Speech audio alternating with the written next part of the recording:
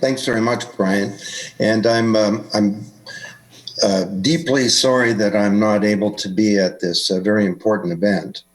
And among other things, I'm sorry I'm missing out on all the fun. But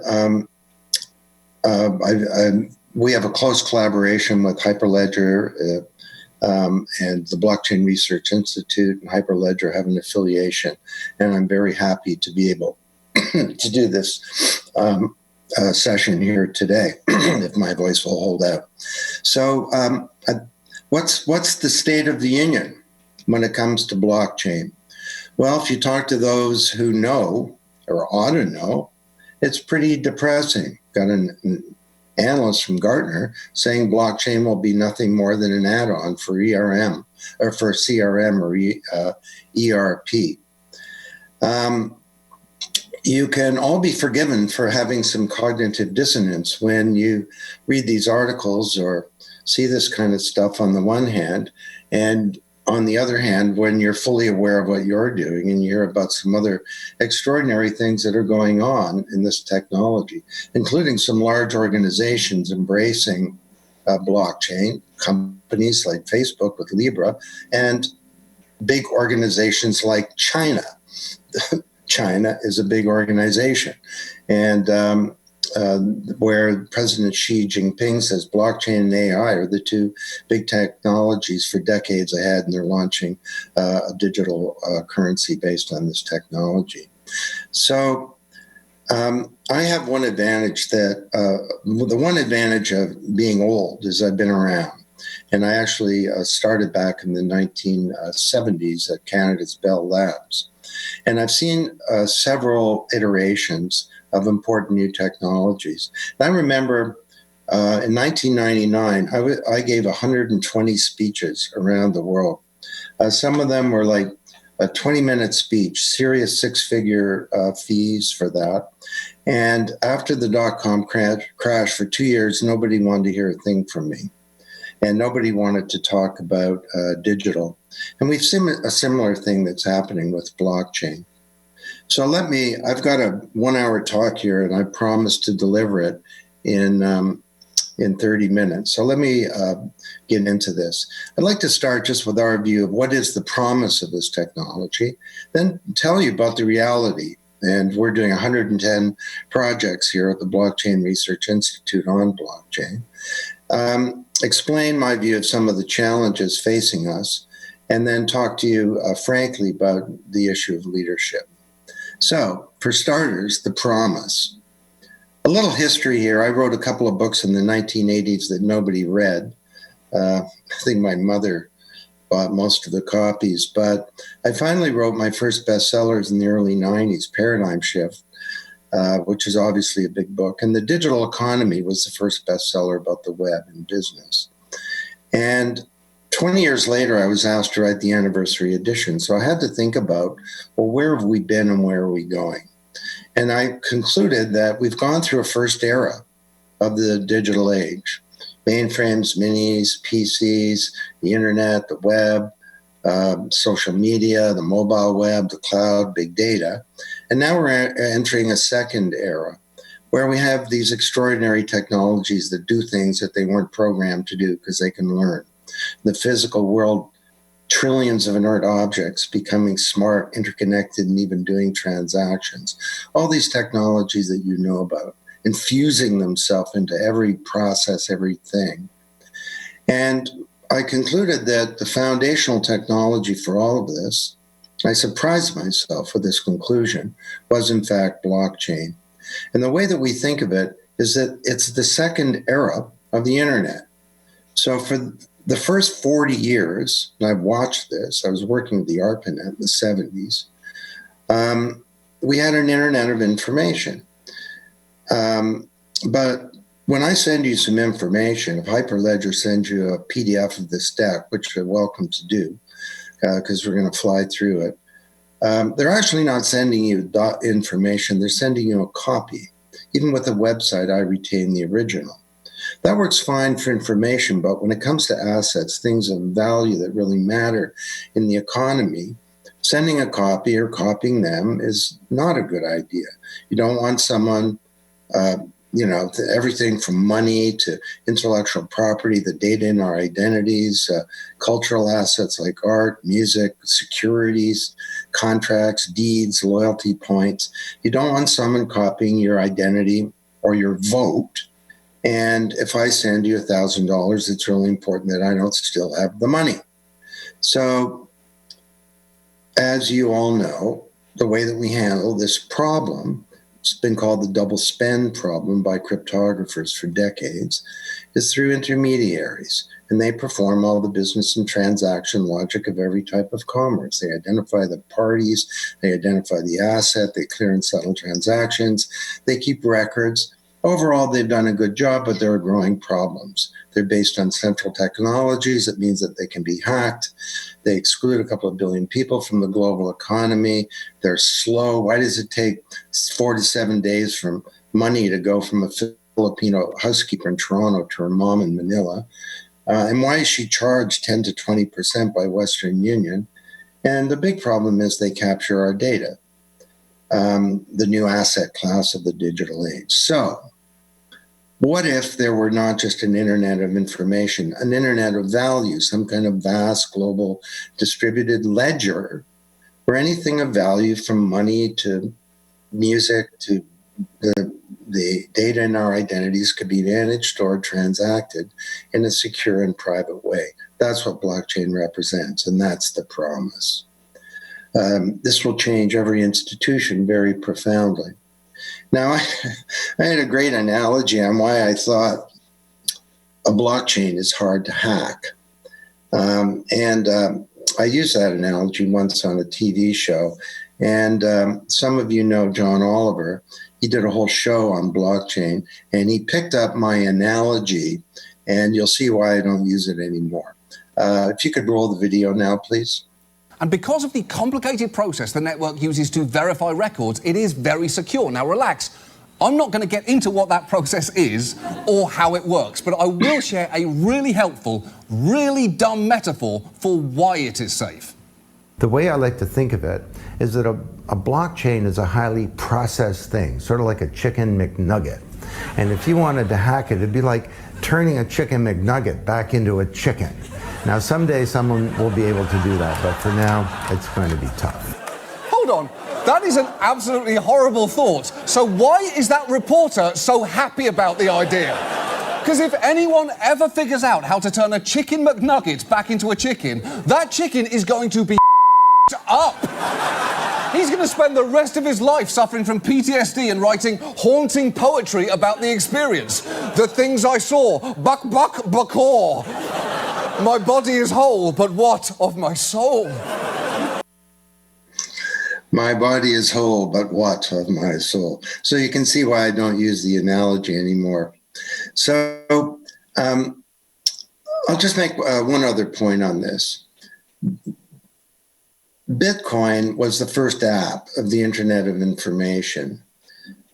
Kind of like email was the first app, the Internet of Value. Kind of like email was the first app of the Internet of Information. With the web, we saw a platform where you could build any app. And that's the way I think about Hyperledger and, some of the other platforms that exist or are coming out. This is a new platform that's analogous to the web. So I did get lucky on the timing with Blockchain Revolution. I got also lucky on my co-author, Alex, who turns out is a better writer than I. And the book did turn out well. So it's in 19 languages now. It's the big bestseller on the topic. I wanted to tell you about one other thing. Fresh out on Amazon is a new book by Alex, put together by him, a major essay. It's a gorgeous book called Financial Services Revolution. So take a picture of that and go grab it on Amazon now. Okay, so that's the promise. What's the reality? Well, here are 10 of 50 different areas that I could talk about if we had a few hours. And so I'm just going to whip through these, spend a minute on each of them really fast to give you a feeling. But here's the way I would characterize it. We have uneven and combined development. uneven and combined development. In some areas, there are extraordinary production systems underway and being implemented. In other areas, it's taking longer than we thought. And there are all kinds of complexities that we may have anticipated but didn't fully comprehend. But overall, I would say the following. And by the way, if people are tweeting, feel free to do it. I'm at Tapscott on Twitter. But here's how I characterize it. 5 years ago, when we wrote Blockchain Revolution, everybody was talking about blockchain. Nobody was doing anything about it. Flash forward to today, it's kind of flipped. It's almost like hardly anybody's talking about it, but most people are actually doing something about it. So let me give you the evidence for that. First up, supply chains. It's a $50 trillion industry. And if you have it, it came from a supply chain. And these are just three examples that we've been following. The problem of conflict diamonds is a huge one in the world. Hundreds of thousands of people have died because diamonds have fueled all kinds of tribal conflict and terrorism and war and so on. That problem's pretty much eliminated now by Hyperledger, a blockchain-based platform and a broader multi-stakeholder network that has been working hard to be able to trace and understand the provenance of diamonds. I'm sure most of you know about the IBM Food Trust in this room, so I won't go into that. But this is a big deal. You know, if you have some fish tonight in Denver, which you probably won't because you're going to a rodeo or something. Or no, that was last night. Poor me, stuck here. But 25% of the time that fish is mislabeled. It's a cheap fish labeled as a good fish, or it's a endangered fish labeled as an okay fish. That problem has now been solved by companies, or is being solved. And these are production systems. Companies like Walmart, Kroger, California Foods is huge into this in a production way. And Volvo Cobalt traceability. Volvo is the first car maker to implement global traceability of the cobalt using its batteries using blockchain. It's got an agreement with its two global battery suppliers and global blockchain solution providers to implement the system. And data in the blockchain include the cobalt's origin, its attributes, weight and size, chain of custody, and all the rest. And this is about creating trust between these parties. Health may turn out to be the killer app, or it's certainly a killer app for this technology. And we're doing work in all of these areas. This is that slide is a whole presentation by itself. But let me just give you one example. It has to do around patient data. Now, this started actually with the University Health Network in Toronto, where they implemented a system whereby, based on blockchain, Hyperledger, whereby patients could determine what happens to their data and could give permission to researchers or not to be able to use their data and under what conditions. And in January, Anthem announced that it was also working with Aetna, the Healthcare Services Corporation, IBM, PNC Bank, in a new partnership to use blockchain technology to do the same thing in a broader way, to help patients securely access and share their medical data.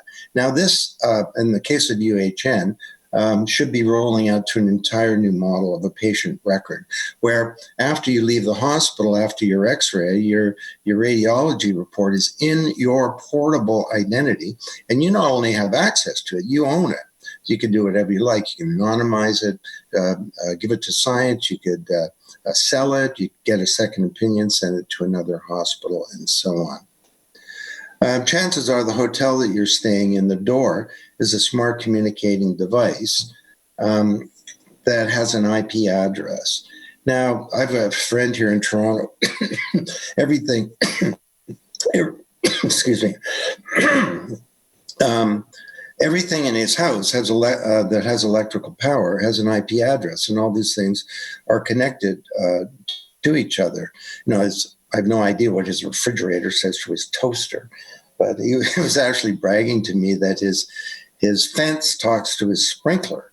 And I was like, well, Ken, why would you care? And he says, well, Don, if a burglar comes over the fence, the sprinkler is my first line of defense. So but that's devices sharing information. The next step is for devices to do transactions. So, when that light above me buys some power from a distributed power grid, its reputation will be enhanced as a trustworthy device because it promptly pays for power. So you've got companies like WiseKey in this space that are putting billions of chips into all kinds of things. And Golden State Foods is a real leader. And I think, I don't know if Bob Woolpert is speaking at your event, but he's become a good friend of ours and is speaking at our big event in Toronto in April. And Golden State Foods has partnered with IBM and others, again, using Hyperledger to track the beef supply chain from farm to table in real time.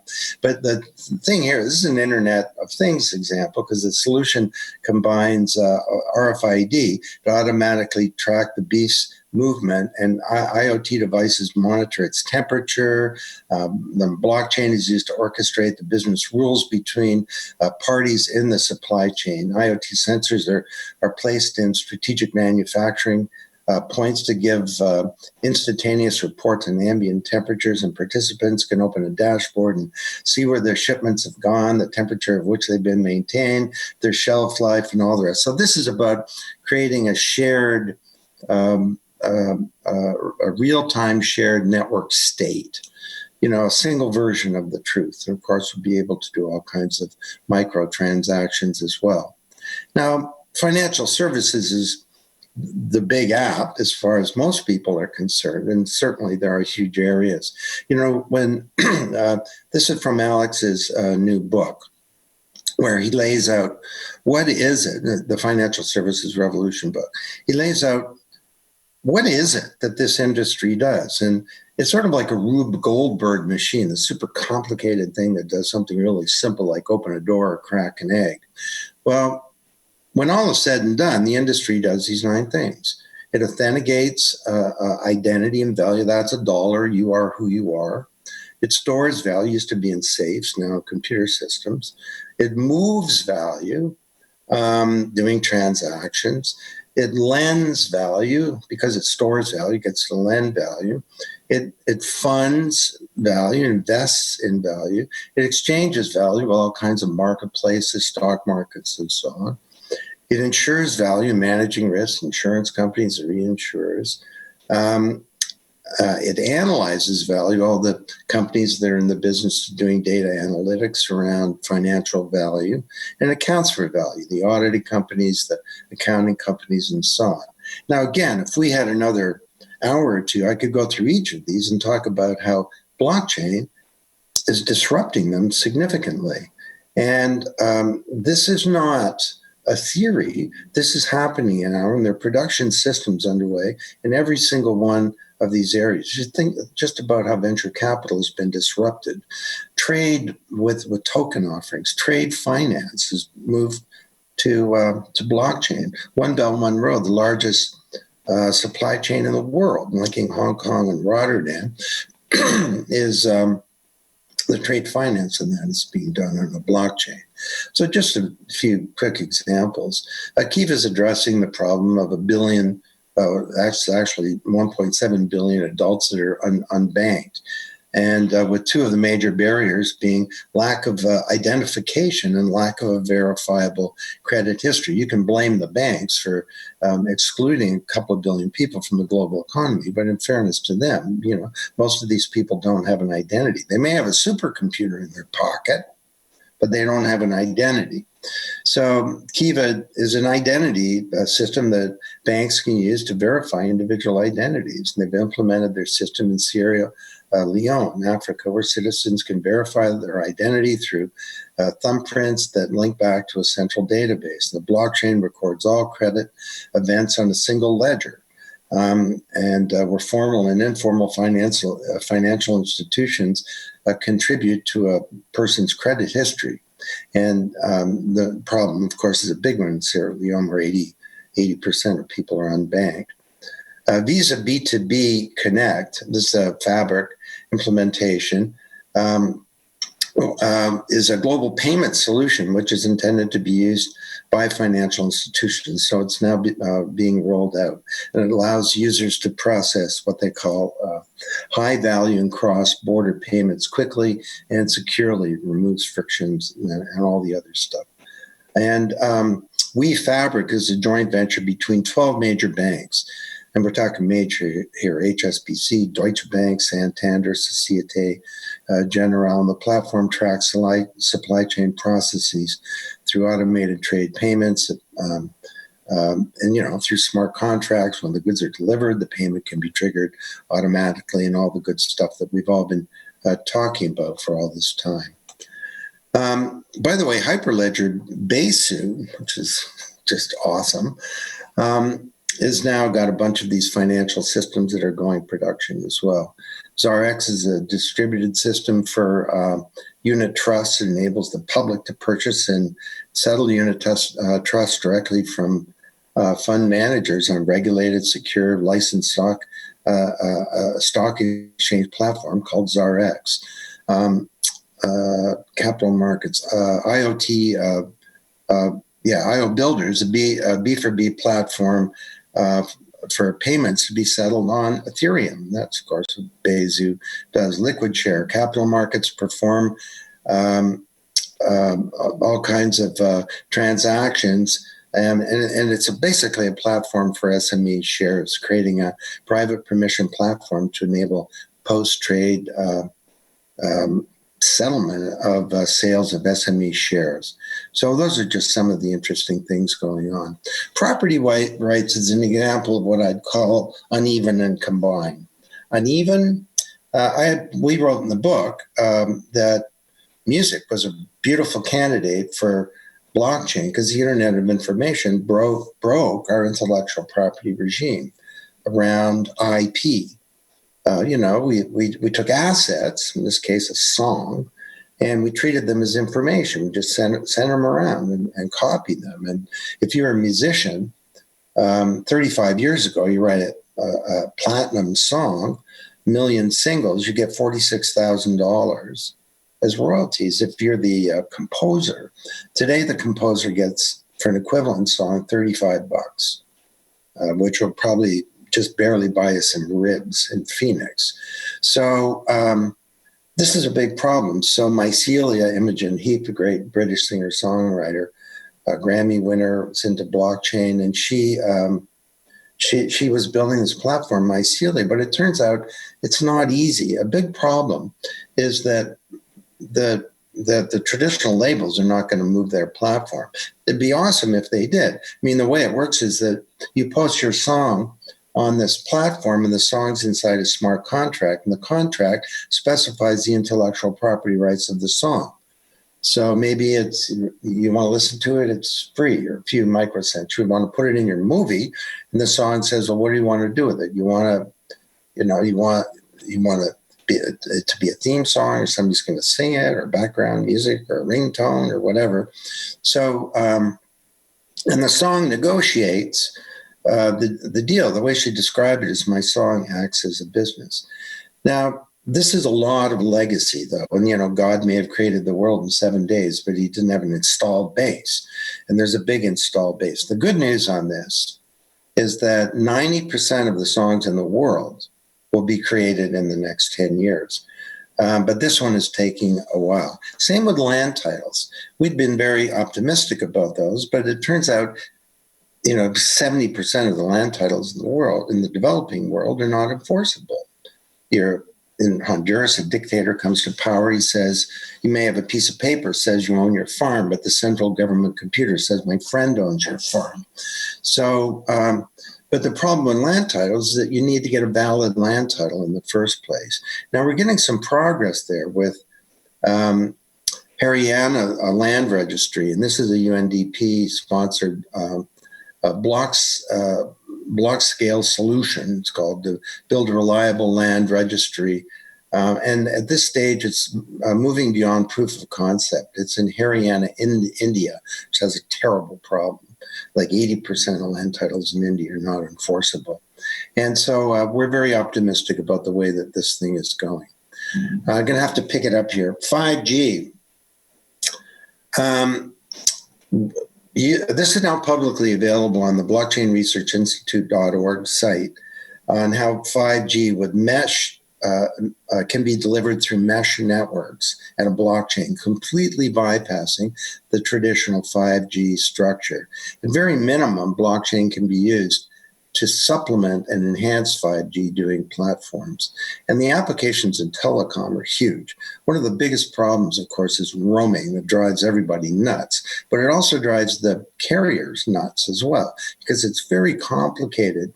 All the complexity of the process involves drafting, signing, manually implementing interoperator discount agreements. And Telefonica, along with Deutsche Telecom, T-Mobile, Orange, and so on, are well into a solution that enables operators to generate signed, secure, interoperator roaming discount agreements on a blockchain.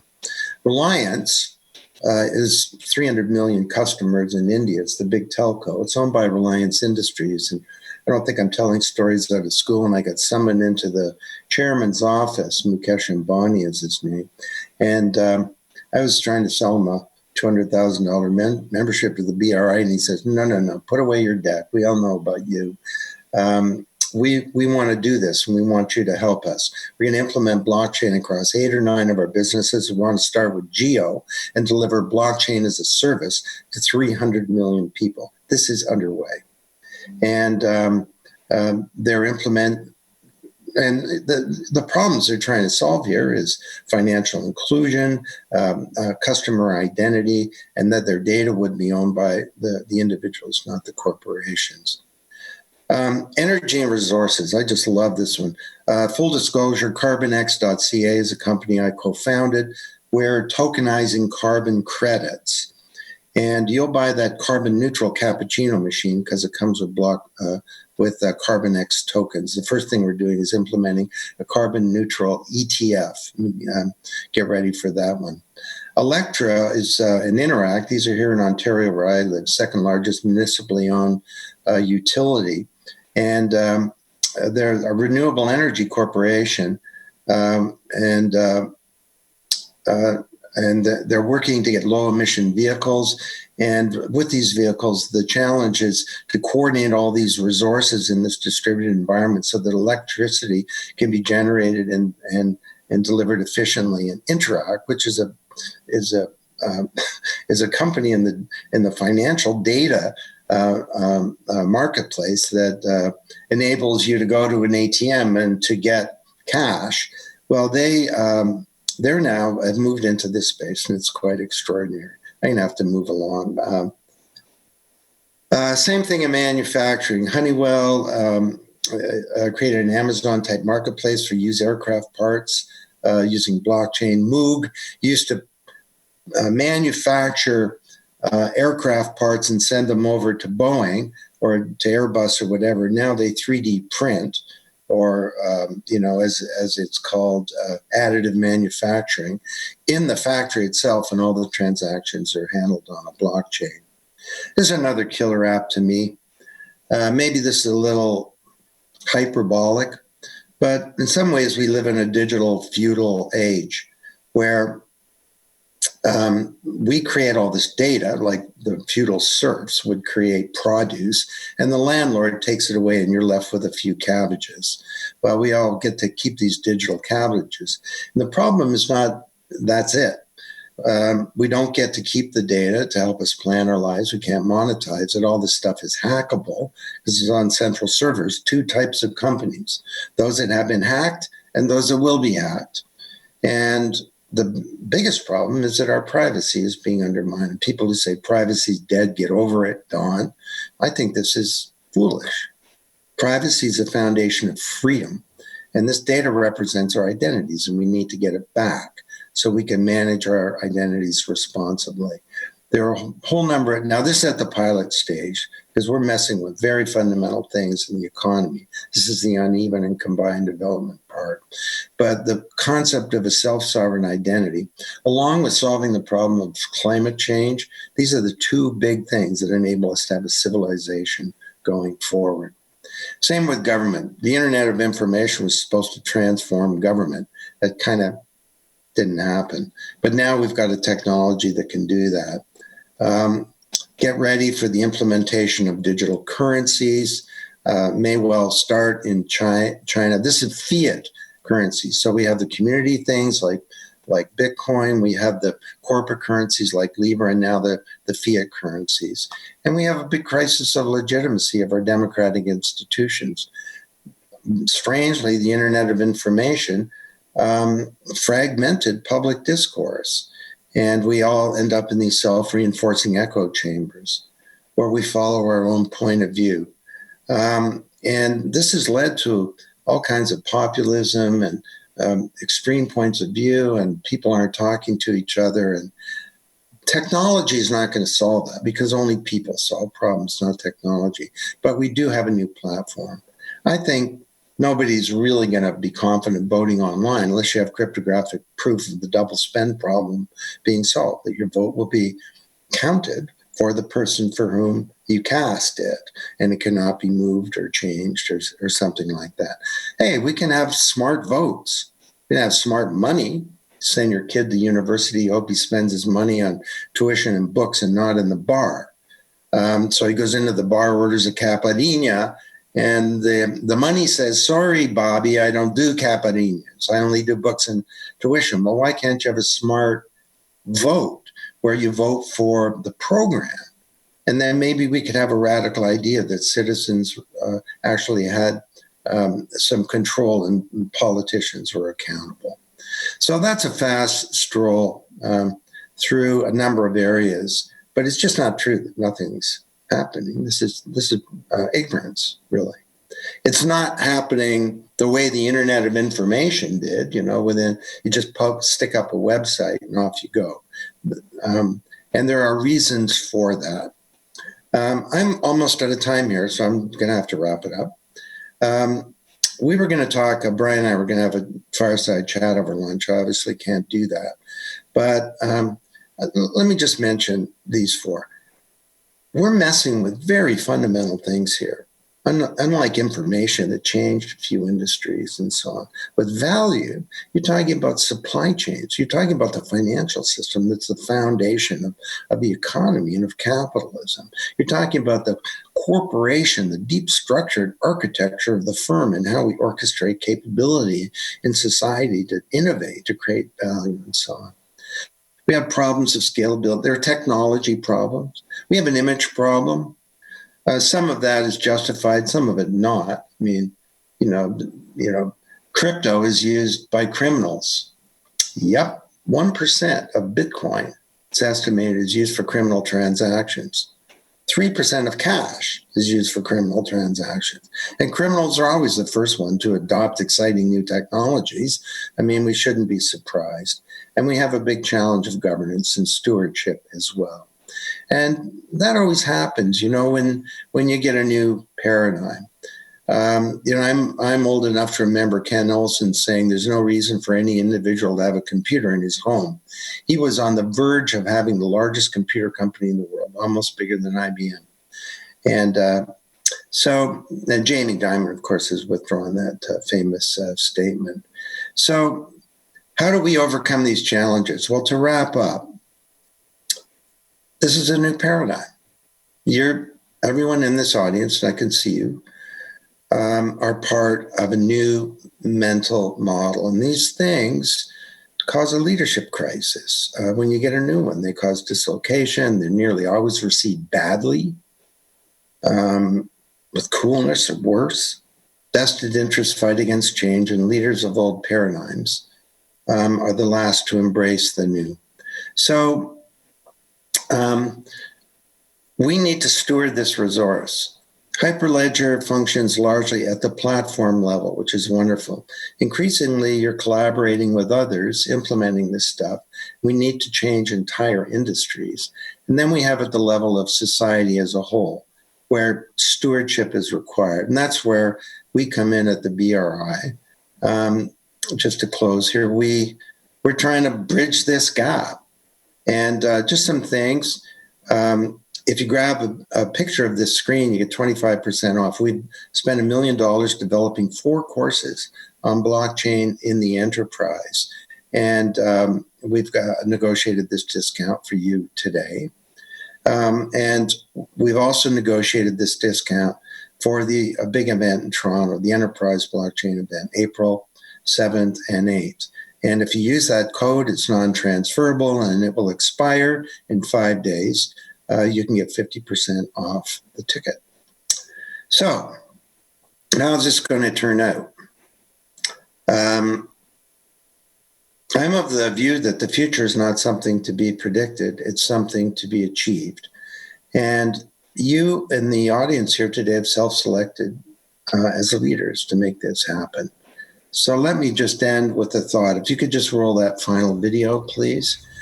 At the BRI, we've been studying nature, and fish come in schools, bees come in swarms, starlings over the moors of England come in something called a murmuration. And the murmuration refers to, it's a word in the English dictionary, it refers to the murmuring of the wings of the birds. And scientists have studied this. And the birds are out over a 20-mile radius throughout the day doing their starling thing, and at night they come together and they create this extraordinary thing. The murmuration has a number of functions, but a big one is it protects the birds from predators. On the right of the screen here, you can see a hawk. That's a predator, a killer of starlings, 25 times the size of a little bird, being chased away by the collective power of the little birds. Scientists that have studied this say they've never seen an accident, and there's leadership, but there's no one leader. So, is this some kind of fanciful analogy, or might we actually learn something from it? Well, the murmuration functions according to these principles of the Internet of Value, the trust protocol that I've been describing today. Trust is not achieved by an intermediary. There's no intermediary. It's achieved by collaboration and some clever code, and by cryptography. And there's code in the DNA of the birds that gives it some, rules. A big rule is don't bump into anybody else, but there are other rules too, like don't get too far away. And the murmuration also has a great interdependence. You know, if I'm speaking to a business audience, I say that I don't think business can succeed in a world that's fixed. And the murmuration functions that way, is that the interests of an individual bird are connected to the interests of the murmuration as a whole. And finally, it has a great, what I would call integrity, which is very important for you, because what is trust? And we're building this new trust platform. What is trust? Well, to me, and it took me 3 months to write this sentence, trust is the expectation that the other party will act with integrity. Trust is the expectation that the other party will act with integrity, that they will do the right thing, which is why a little bird will chase after a killer 25 times its size, because it knows that the other birds will have its back and do the right thing. So, I don't know, I look at this thing and I get a lot of hope, because imagine if we could connect ourselves on this planet with a vast network of networks made of glass and air and cryptography and code. What could we do with that? What kind of intractable problems facing humanity could we solve?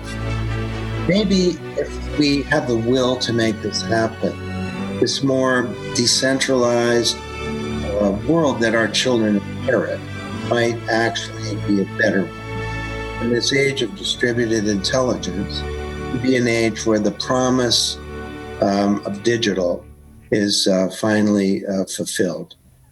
But I certainly wish you the very best. Thank So you. thank Thank you, Don. That was really beautiful.